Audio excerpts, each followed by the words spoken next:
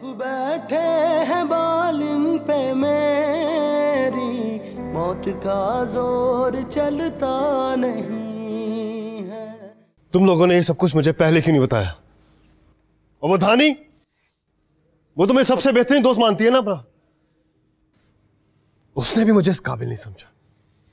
क्यों क्यों? हाँ राजा भैया, तुम उसके सबसे बेहतरीन दोस्त थे, मगर दुख तो इस बात का है कि आज आप ही के उसी बेहतरीन दोस्त ने उसे वो जख्म लगाए जो आज तक उसके दुश्मन लगाते आए थे। आज आपने उसे वो घाव दिए हैं जो उसके अपने भी ना दे सके। जानते हो इस दुनिया में आपके अलावा आप भी अपने दिल की बात किसी से नहीं कह पाती। अगर आपने उन्हें बोलने का मौका ही नहीं दिया, बार बार कहना चाहती थी। अगर आपके गुस्से और जल्दबाजी ने उसे बार बार रोक लिया।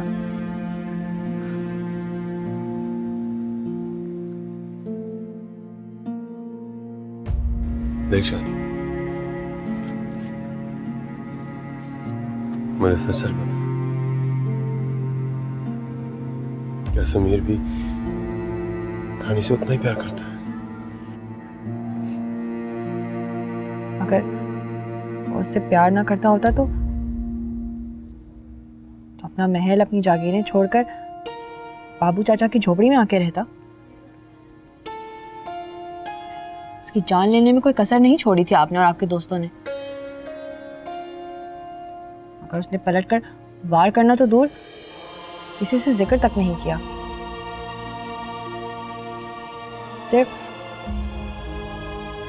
सिर्फ आप ही की इज्जत और हमारे खानदान के भरम के लिए उसने अपने होंठ और अपने हाथ खुलने नहीं दिए कभी।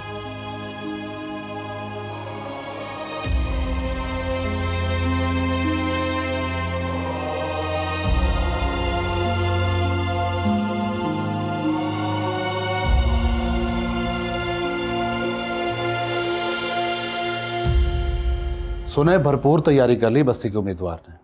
सुबह शाम कॉर्नर्स मीटिंग्स कर रहा वो। 70-80% लोगों ने उसे वोट देने की यकीन दहानी करा दी है। ऊपर से रईसी कसर उस समीर के बच्चे ने पूरी कर दी। पूरी बस्ती को इस तरह यूनाइटेड कर रहा है जिस तरह एक माला को लड़ी में पिरो दिया जाता है। सच पूछो तो मुझे फरोख के जीतने के आसार बहुत कम नजर आ रहे हैं।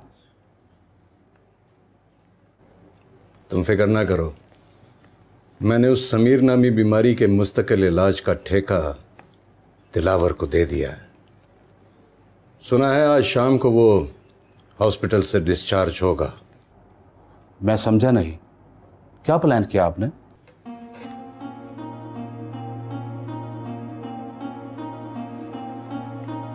इलेक्शन के हंगामों में हरीफ पार्टियां तो आमने सामने होती रहती हैं और छोटे मोटे दंगे फसाद तो रूटीन का हिस्सा होते हैं।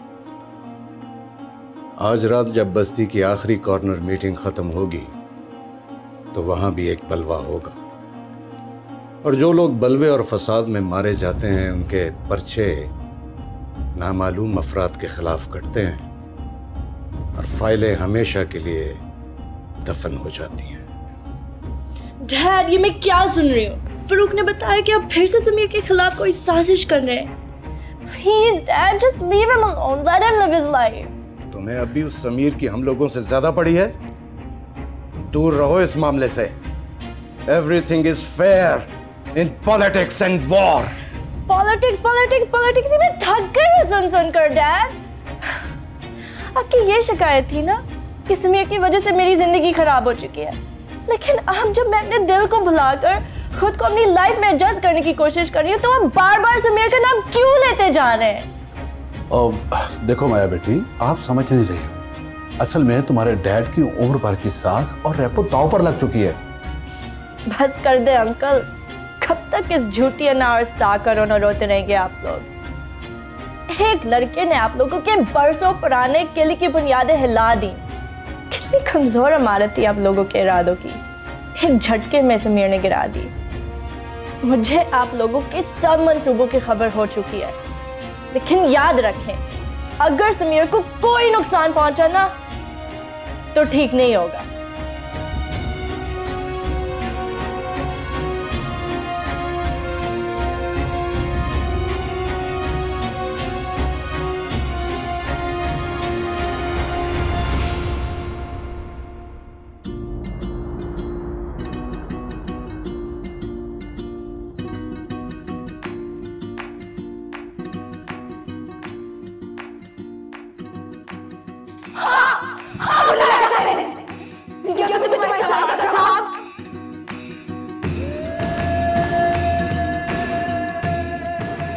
आप इसे क्या पूछते हो राजा भैया? आप ये कुछ नहीं बोलेंगे, मैं बता दूं।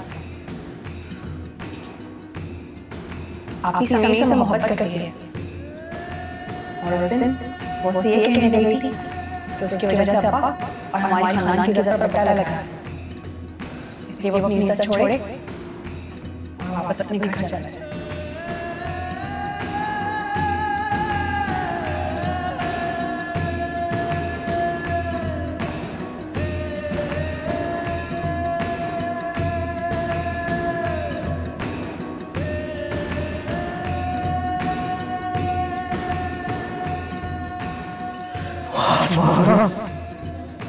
तो तुम्हारी डाला मुझे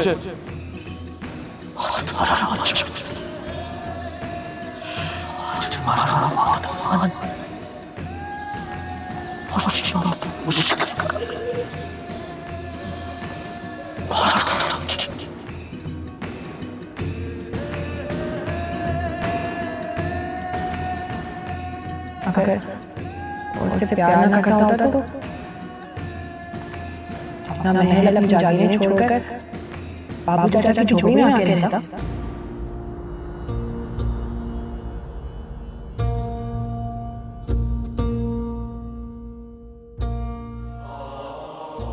मगर दुख तो इस बात का है कि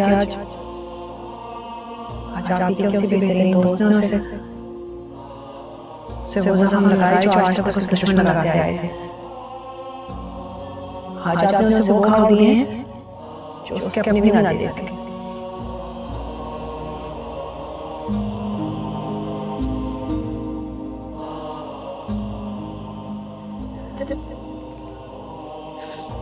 तुमने भी मुझे बताया सारी दुनिया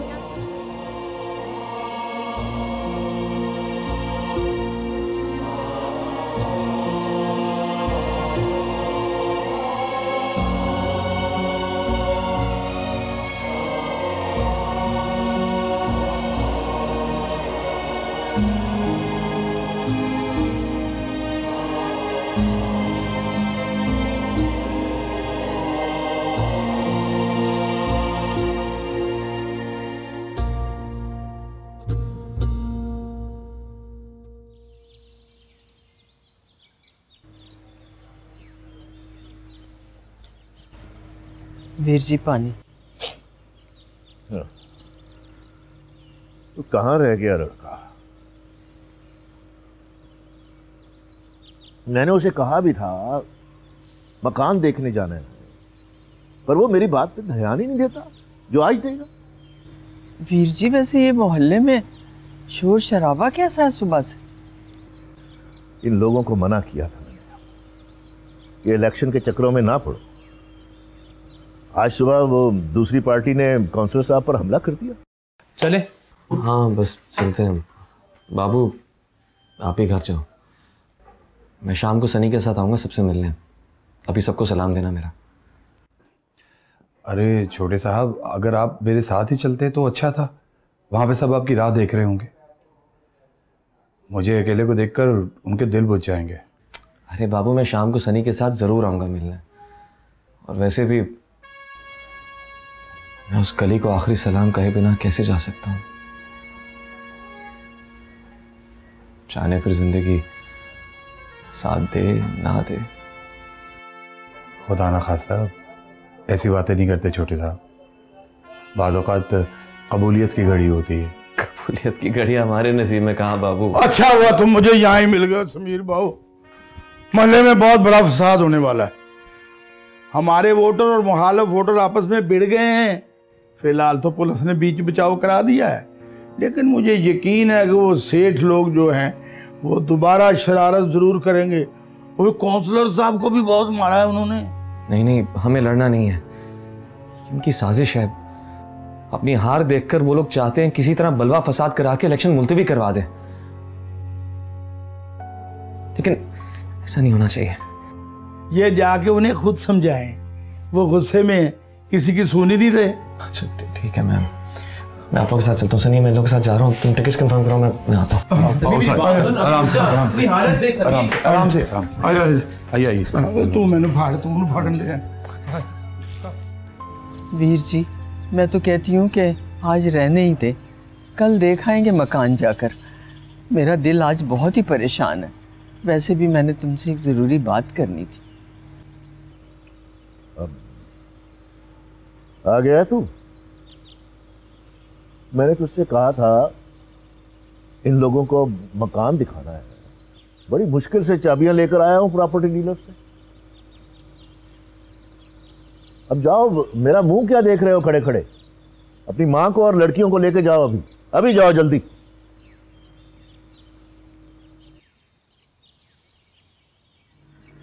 मामू अब घर देखने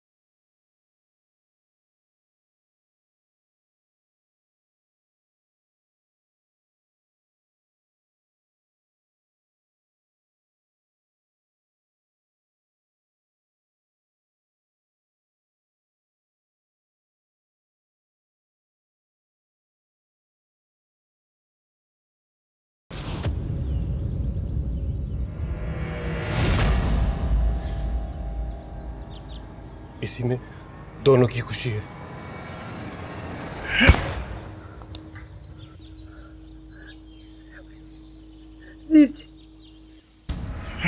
तुम्हें जुर्रत कैसे हुई ऐसी बात करते हुए? ये क्या कह रही हो माया? मेरे बेटे ने तुम्हारे वालिद का ऐसा क्या बिगाड़ दिया कि वो उसकी जान के दुश्मन बन गए? सियासत में कोई किसी का मुस्तकिल दोस्त या दुश्मन नहीं हो सकता आंटी, सिर्फ मफाद की जंग होती है। डैड ने रेहान अंकल को पार्टी सीट इसलिए दिलवाई थी कि मेरा और समीर का रिश्ता तय हो जाए। वो ना हो सका तो रेहान अंकल को निकलवाने की साजिश डैड ने पूरी की थी। लेकिन समीर ने तो वापस लंदन जाने का फैसला कर लिया था, फिर तुम्हारे डैड को क्या ज़रूरत थी उसके खिलाफ इंतहाई कदम उठाने की? डैड समीर को अपनी हार की असल वजह समझते हैं, इसलिए उन्होंने आज समीर से अपने हर हिसाब साफ करने की तहैया कर लिया है। अभी भी वक्त है, आप लोग समीर को बचा लें। मैं बस इतना ही कर सकती थी। ओके बेटा, थैंक यू थैंक यू। कोई इस घर से जाए ना जाए, मैं समीर को लेने ज़रूर जाऊंगी। ठहरो नायला, मैं भी तुम्हारे साथ चलूंगी। आज अगर बाप और बेटे के दरमियान फैसला करने का वक्त आ ही गया है तो मैं अपने बेटे का साथ दूंगी। मैं इस झूठी अना और शान शौकत की कब्र पर खड़े होके अपने बेटे की बर्बादी का तमाशा नहीं देख सकती। डैड प्लीज, आज तो हमें कुछ करना ही पड़ेगा, कहीं ऐसा ना हो बाद में हमें पछताना पड़ जाए।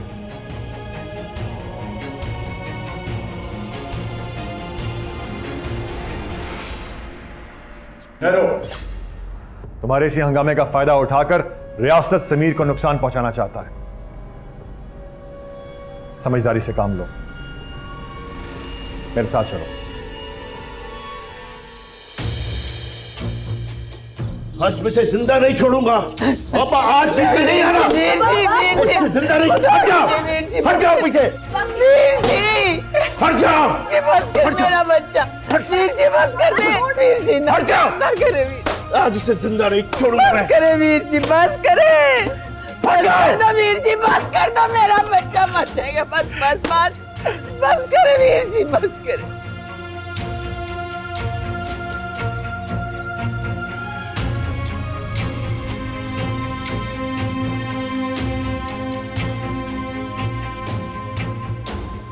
यहां से निकल जा अभी।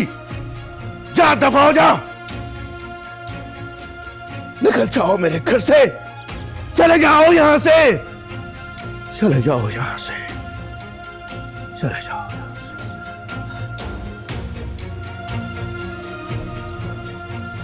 राजा,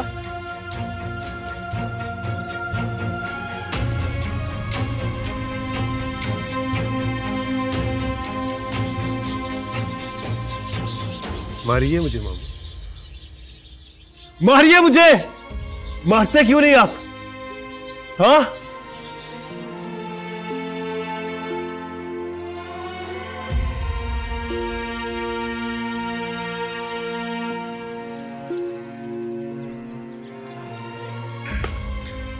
मार ही डालिए मुझे, लेकिन धानी को उसकी खुशी दे दीजिए।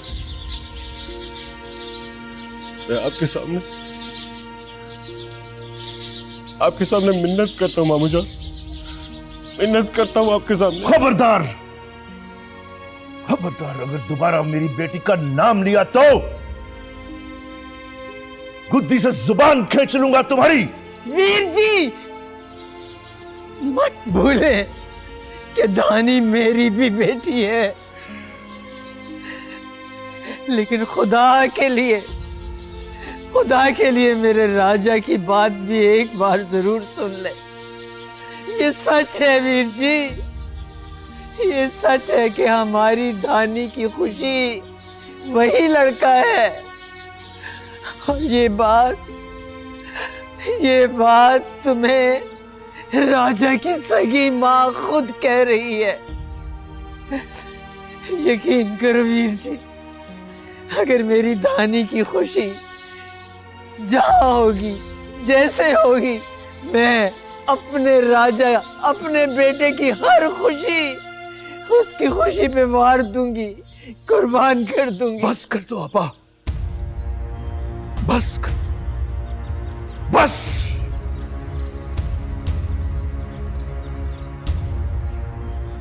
तुम दोनों मां बेटों ने तो मुझे आज मार ही डाला है। मुझे जाओ, जाकर अब कहीं से कफन भी ला दो मुझे। उसको ओढ़कर मैं दुनिया से मुंह तो छुपा सकूंगा।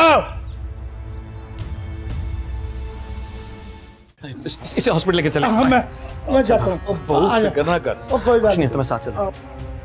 परवान जी, आप इसे हॉस्पिटल लेकर जाए, मैं आ रहा हूँ। जी जी, मैं ख्याल रखने वाला हूँ। समीर बेटे तुम ठीक तो हो? आई ओके? हाँ मैं ठीक हूँ, लेकिन आप सब इस गरीब मोहल्ले में कैसे आ गए? बेटे अब तुम जो मर्जी कहो, हम तुम्हें यहाँ नहीं छोड़ के जाएंगे। हम तुम्हें लेने आए हैं। हम तुमसे बहुत शर्मिंदा है। मेरा मकसद कभी किसी को शर्मिंदा करना नहीं रहा, लेकिन आप लोगों के साथ वापस नहीं जा सकता। देखो समीर, गुस्सा जाने दो। अब तो तुम्हारे बाप ने भी तुम्हारे सामने हथियार डाल दिए हैं। हमें खाली हाथ मत भेजो, हमें तुम्हारी सारी शर्तें मंजूर है। आपने बहुत देर कर दी डैड।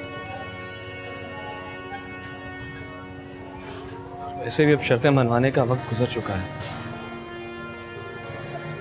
आप अगर हो सके तो मेरे जाने के बाद इस मोहल्ले वालों का यह एहसान याद रखिएगा कि आज भी इन्हीं में से एक ने आपके बेटे की जान बचाई है। वो जिन्हें आप हकीर और कमतर समझते हैं, वो आज भी आपके खून की जगह अपना खून बहाने को तैयार है। की कदर कीजिएगा। समीर प्लीज गुस्सा थूक दें, आप तो बड़े ज़र्फ वाले हैं, हम कम ज़र्फों को माफ नहीं करेंगे। समीर तुम ठीक तो हो ना? मैं टिकट लेके आ गया हूँ, चलो अब हम यहाँ पे नहीं रुकेंगे। टिकट्स का क्या हो रहा है? ठीक है बेटा, अगर तुमने जाने का फैसला कर ही लिया है तो मैं तुम्हारी राय को अहमियत दूंगा, क्योंकि आज तक मैं जिन चीज़ों के हसूल के पीछे भागता रहा हूँ और जिन असूलों के तहत जिंदगी गुजारी है वो सब रेत के ढेर साबित हुए। तुम्हें जाना है तुम ज़रूर चले जाना, लेकिन मुझे कफ़ारा अदा करने का एक मौका ज़रूर देना, मेरा इंतज़ार करना। ये कैसी बातें कर रहे हैं आप? अपने बेटे को खुद अपने हाथों से गवा रहे हैं। कुछ नहीं होगा, सब ठीक होगा, मेरा इंतजार करना। चलो मेरे साथ। बेटा आओ आओ।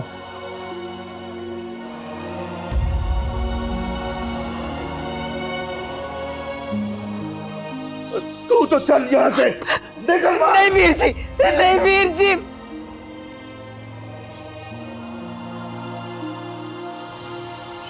निकलो बाहर, निकलो बाहर। मैं कह रहा हूं निकलो बाहर, दफा हो गई।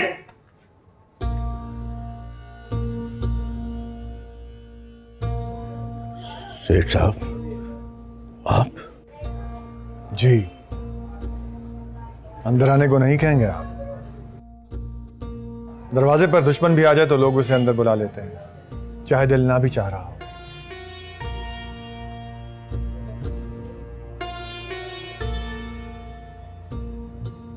आइए आइए सर।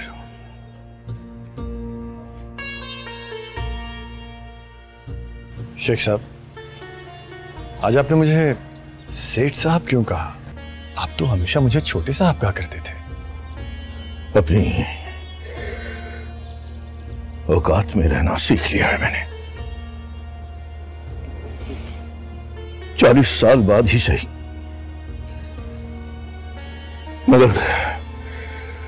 मगर याद आ गई है मुझे अपनी हैसियत। मुझे अच्छी तरह से याद है कि मेरे लड़कपन और मेरी जवानी में आपने मेरी बहुत सी गलतियों पर पर्दा डाला है। क्या आज आप मेरा भरम नहीं रखेंगे? मेरे पास आपको देने के लिए बचा ही क्या है? एक इज्जत थी, वो भी बर्बाद कर चुके हैं आप। अब और क्या चाहते हैं आप? अपनी तमाम गलतियों की माफी चाहिए मुझे आपसे। क्या क्या क्या कर रहे हैं आप? ये क्या कर रहे हैं आप? आपके वालिद साहब के बहुत एहसानात है मुझ पर।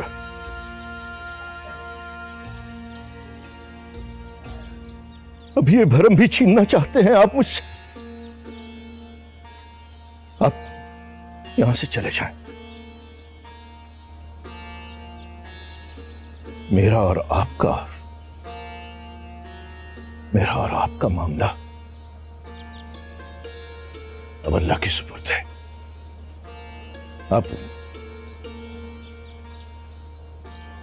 जा सकते हैं।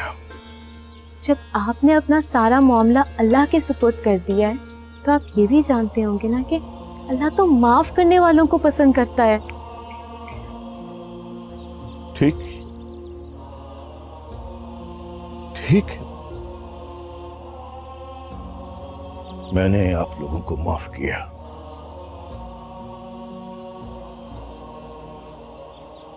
और ये भी दुआ करता हूं कि मेरा अल्लाह आप सबको माफ कर दे। बस और मेरा ज़र्फ मत आजमाएं, यहां से चले जाएं। शेख साहब, अगर आप समझते हैं कि आपकी हर तकलीफ, आपके हर दर्द की वजह मैं, ठीक है, मैं ही आपके लिए मरहम भी बनना चाहता हूं। अभी अभी आपने कहा कि मेरे वालिद के और मेरे खानदान के आपके खानदान पर बहुत से एहसानात हैं। आप इन तमाम एहसानात का बदला चुका सकते हैं मुझ पर सिर्फ एक एहसान करके। क्या? अब और क्या चाहते हैं आप? मुझे अपने बेटे समीर के लिए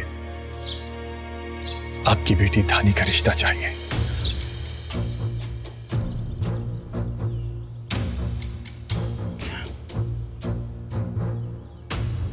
ये क्या कह रहे हैं आप?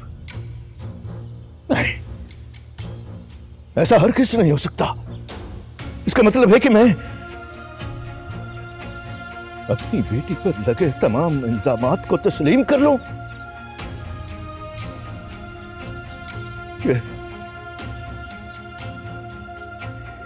यही तो अब आखिरी पूंजी बची है मेरे पास। ये भी छीनना चाहते हैं आप? आपके बेटे ने मेरी इज्जत उतारने में कोई कसर बाकी नहीं छोड़ी।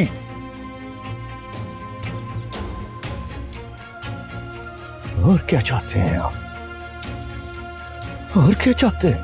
मैं आपकी उसी इज्जत को अपने घर की इज्जत बनाने के लिए आया हूं। और रही बात समीर की, तो वो आपकी इज्जत के लिए अपनी जान तक को दांव पे लगा चुका है।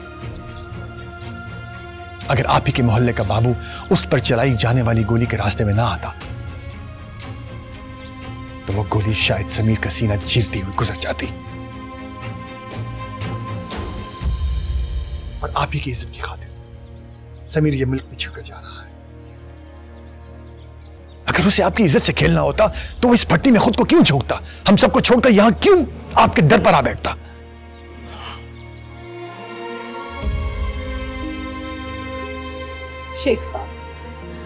शेख साहब हमारी खाली झोली भर दे। शेख साहब, हम कब तक अपनी झूठी अना और दुनिया के डर से अपनी औलाद की खुशियों के कातिल बने रहेंगे? कब तक? आखिर कब तक?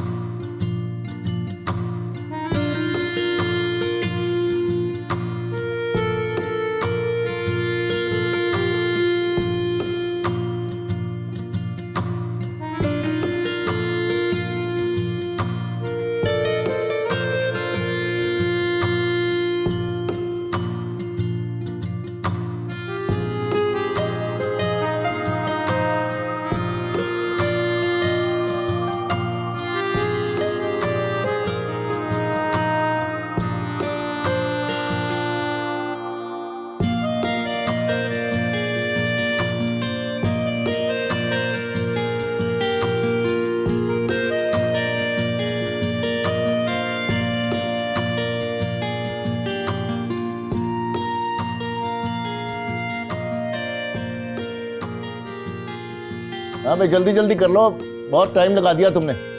वहां ऊपर तक करना है। यहाँ रखो, यहाँ जल्दी जल्दी जल्दी, बारात आने वाली है। यहाँ भी कुर्सियां लगाओ, उधर भी कुर्सियां लगाओ। अस्सलाम वालेकुम शेख साहब। लाहौर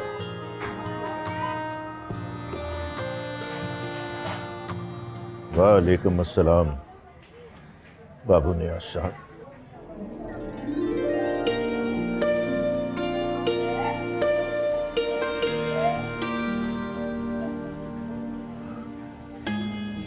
शेख साहब, आपने मेरे सलाम का जवाब ही दे दिया। लेकिन याद रखना, अब उस हराम चीज को हाथ नहीं लगाओगे कभी।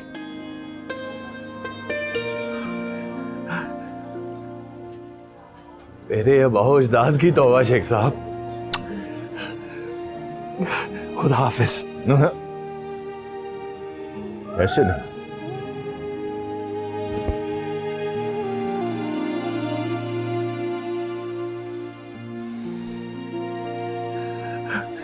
खुदा हाफिज। खुदा हाफिज।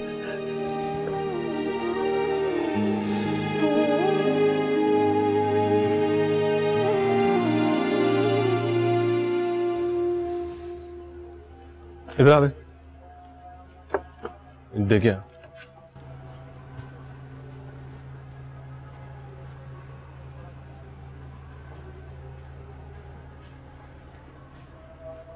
क्या डोली जी,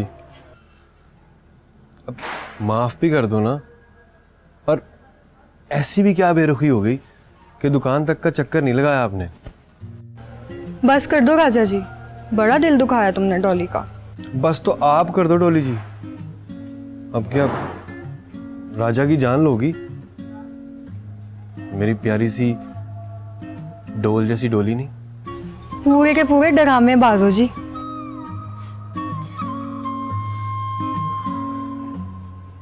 हमारी तो पूरी जिंदगी ड्रामा बन गई है डोली जी। खैर छोड़ो, तुसी ये बताओ कि कैसी हो? अच्छी। हाय डोली जी, अच्छी तो आप बहुत हो। मामू। डोली जी आप ना नोटी हो गई हो। आप पे गई हूँ जी।